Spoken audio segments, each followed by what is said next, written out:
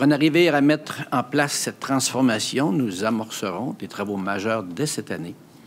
Il s'agit d'un jalon absolument important dans la concrétisation du grand projet, du plus grand projet d'infrastructure de notre histoire. En réaménageant maintenant la rue d'Orchester, nous nous assurons qu'elle soit fonctionnelle dès le début de la construction du tramway. Les autres interventions à réaliser dans Saint-Roch nous permettront aussi de faciliter les travaux à venir. Nous sommes conscients que des projets de cette ampleur génèrent des impacts sur nos concitoyens et concitoyennes et nos commerçants dans cette période de reprise de l'activité économique tant attendue. C'est pourquoi nous allons redoubler d'efforts pour animer le quartier, pour faire rayonner l'achat local. Nous nous sommes assurés d'adapter notre programme de compensation à la réalité des travaux prévus cette année et fort de notre expérience sur les chantiers du boulevard Hochelaga et de l'avenue Cartier, nous mettrons aussi prochainement sur pied un bureau d'information pour les citoyens et citoyennes. Finalement, une foule d'activités et d'espaces publics seront déployés dans Saint-Roch pour soutenir ce quartier animé. Et je le répète, nous serons très présents sur le terrain. D'ailleurs, je serai le surveillant principal pendant ces mois-là parce que, bon, comme j'habite le quartier... J'ai volé ton punch, je suis désolé. Alors, je serai le...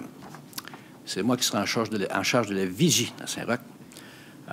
Nous serons absolument proactifs et nous assurons que personne ne soit laissé pour compte.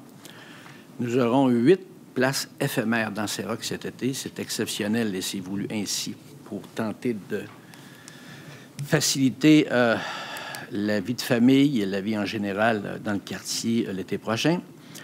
Il y aura une programmation très spéciale préparée actuellement par les grands événements et services de la culture de la Ville de Québec, spécifiquement pour Saint-Roch. Et je le répète, je dis à tous les commerçants qu'ils pourront avoir des rencontres individuelles pour bien comprendre les travaux et aussi les formes de compensation. C'est 139 commerces qui auront droit à des compensations dans le quartier durant les travaux.